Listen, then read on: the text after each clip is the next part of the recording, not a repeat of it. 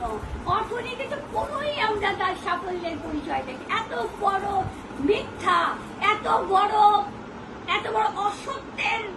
অসত্যের প্রলাপ কি করে একটা ব্যারিস্টার রুমিন ফারহান এটা বলতে পারলো আমার চিন্তার বাইরে। আমি একটি অর্থনীতির অধ্যাপক, আমি শুধু বলবো আজকে আমার বয়স 69 প্রায় 70-এর কাছাকাছি। আজকে আমার জীবন দশায় বোধ হওয়ার পর থেকে এই বাংলাদেশে যতগুলো সরকার এসছে, ওই আজকে ইউনিয়ন অর্থনীতির ক্ষেত্রে যে উদ্যোগগুলো নিয়েছে, কোন সরকারের পক্ষে ভারত বিরোধী হয়ে শক্ত স্ট্রং স্ট্যান্ডের উপর দাঁড়িয়ে ভারতকে বৃদ্ধাঙ্গুল দিয়ে দেখিয়ে দিচ্ছে যে ভারতের মতো বিরাট একটা প্রতিবেশী রাষ্ট্রের সাহায্য ছাড়া বাংলাদেশ স্বাধীন সার্বভৌম দেশ হিসাবে গড়ে উঠতে পারে যদি তার বৃহৎ শক্তি চায়না, বৃহৎ শক্তি তুরস্ক, ইন্দোনেশিয়া, মালয়েশিয়া, মুসলিম দেশ উভয়ের সাথে যদি শক্তিশালী সম্পর্ক গড়ে তুলতে পারে, তাহলে ভারত আমাদের জন্য কোনো ব্যাপারই না, বরং ভারত আমাদেরকে, আমরা ভারতকে চোখ রাখাতে পারবো। আজকে ইউনুসের অর্থনৈতিক যেভাবে সে তার যে হাসিনার একটা ধসে যাওয়া ভোগর একেবারে সর্বনাশ অর্থনীতির উপর ইউনুস এসে ক্ষমতা ধরে, সেইখান থেকে সে আসে আইএমএফের লোন শোধ করে, কাতারের তেলের টাকা শোধ করে, তার যে ভারত যেখানে তাকে বাংলাদেশকে ভারতে যাওয়ার রুগীদেরকে পথ ভিসা বন্ধ করে দেয়, ইউনুস তার নিজস্ব বুদ্ধিমত্তা বিভিন্ন ইউরোপিয়ান কান্ট্রিজের সাথে তার ভিসা সেন্টারগুলো বাংলাদেশে করার উদ্যোগ নেয় এবং সে সফল হয়। তারপরে আমাদের যেখানে ভারত যেখানে আমাদের আমদানি রপ্তানি ক্ষেত্রে বাধা তৈরি করেছে, সেটাকেও ইউনুস কলা দেখিয়ে আমাদের কার্গো এয়ারপোর্টের জন্য সিলেট বিমানবন্দরকে আলাদাভাবে এটাকে উন্নয়ন করার জন্য, উন্নতি করার জন্য স্টেপ নিয়েছে, কাজ করছে এবং অতি শীঘ্রই সেটাও চালু হয়ে যাচ্ছে। আজকে যদি এই উদ্যোগগুলো আমাদের, তারপরে আমরা দেখতে পাচ্ছি লালমনিরহাটে আজকে বাংলাদেশের সামরিক একটা ঘাঁটি তৈরির জন্য ইউনুস উদ্যোগ দিয়েছে, তিস্তা ব্যারেজের জন্য। আজকে তিস্তা ব্যারেজ যদি ইউনুস যদি সফলভাবে এটা চায়নাকে দিয়ে দিতে পারে, বাংলাদেশ বলবো আমি 10 বছর অর্থনৈতিক উন্নয়ন এগিয়ে দেবে। পুরো উত্তর অঞ্চলটা অর্থনৈতিক উন্নয়নের সবুজ শক্তি ভাসবে অদূর ভবিষ্যতে, কিন্তু ভারত এটা চাচ্ছে না। এগুলো তারপরে বাঁধবো আমাদের সমুদ্র দিয়ে চিরং বন্দর। আজকে চিরং বন্দরকে যদি আমরা বিদেশিদের হাতে পরিচালনার দায়িত্ব দিতে পারি, 10 বছর পর আমাদের দেশের মানুষ এই পরিচালনার দায়িত্বে দক্ষ হয়ে তারা বড় পৃথিবীর অন্যান্য দেশের বন্দর পরিচালনার দায়িত্ব ফার্ম করে দিতে পারবে।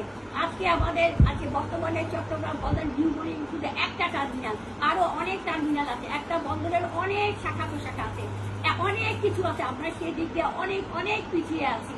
সেটা এখানে ডক্টর ইউনূস সরকার, এই সরকার আমাদের এই বন্দরের যত অব্যবস্থাপনা, লুটতরাজ, দুর্নীতি করেছে, পলিটিক্যাল পার্টিগুলোদের ব্যবস্থাপনার দায়িত্ব নিয়ে সেখান থেকে যে সিন্ডিকেশন করেছিল, সেখানে যে কষের জোরে আঘাত করেছে, সেটা এখন রাজনৈতিক দলের মাথা ব্যথার কারণে দাঁড়িয়েছে। কিন্তু এটা আলটিমেটলি বাংলাদেশের মঙ্গল, বাংলাদেশের অর্থনৈতিক উঠায় এক নতুন দিগন্ত উন্মোচন করবে, এটা কোনো সম্ভব। বাতববাড়ি যে আমাদের আছে গভীর সমুদ্র বন্দর করতে চাচ্ছি ইউনূস সরকার, এটা অনেক বড় 5 বছর এই প্রকল্প শেষ হয়ে গেলে ওয়ার্ল্ডের মধ্যে আজকে বাংলাদেশের চাহিদা, বাংলাদেশের এক্সপোর্ট ইম্পোর্টের ক্ষেত্রে এই বাতবাড়ি বন্দরের ভূমিকা একটা অতুলনীয় হবে, এতে কিছু বলার অপেক্ষা রাখে না।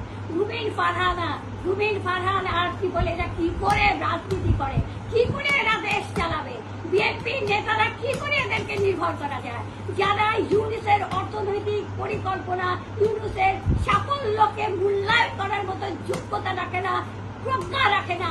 দেশবাসী কি করে এদেরকে একটা দেশ চালনার ক্ষেত্রে তাদের উপর নির্ভর করে, আমি বুঝে উঠতে পারি না। আমার অনুরোধ দেশবাসীর কাছে, আপনারা আর করেছেন, ক্ষমতায় ছিলেন, খালেদার নেতৃত্বে বয়স ভালো, এখন আর এই স্থূল বুদ্ধি নিয়ে, এই আপনার স্বল্প জ্ঞান নিয়ে বাংলাদেশের রাজনীতির হাল ধরার দুঃসাহস, স্পর্ধা, অধ্যত্ব দেখাবেন না। আল্লাহর বাস্তে বড় জোরে আপনাদের কাছে রুমিন ফারহান, তুমি সরে যাও রাজনীতি থেকে। তোমার মতো যারা আছে, আমির ফজলুল, সালাউদ্দিন, ফখরুল, বলো এদেরকে বলছি, আপনারা বাংলাদেশের 20 কোটি মানুষের স্বার্থে, মঙ্গল দেশের স্বাধীনতার সার্বভৌমত্বের সাথে আপনারা রাজনীতি থেকে আল্লাহর কসম লাগে বিদায় হয়ে যান। 53 বছর আমরা খাবি খেয়েছি ভারতের রাজনীতির ক্ষেত্রে, সাংস্কৃতিক ক্ষেত্রে ভারতের আধিপত্যের শিকারে পতিত সরকারের মাধ্যমে ভারত যা করেছে, এখন ভারত আপনাদের ঘাড়ে চড়ে তাদের সেই স্বপ্নকে বাস্তবায়নের জন্য তারা তুলে ওয়াকারকে সাবধান করে দিচ্ছি, ওয়াকার তোমার মুখোশ তুমি খুলে ফেলো, তোমার নেকাব তুমি সরাও। এই বাংলাদেশের 20 কোটি মানুষের সাথে বিশ্বাসঘাতকতা তুমি করো না। তুমি ভাবো না যে তুমি জুলাই বিপ্লবে তুমি যদি নেতৃত্ব না দিই, তুমি যদি কি বলে আর্মি যদি জুলাই বিপ্লবের সাথে সম্মতি না জানাতো তাহলে রক্ত গঙ্গা বয়ে যেত, এই তোমার ধারণা। যদি সত্যি তুমি জুলাই বিপ্লবী শক্তিকে তুমি যদি সম্মান করতা, মর্যাদা দিতা, ওয়াকার সাহেব তুমি 621 জনকে পতিতর সরকারের খুনি, গুমকারী, হত্যাকারী আওয়ামী এমপি সংসদদেরকে আশ্রয় দিয়ে সেফ এক্সিট দিতে পারতা না।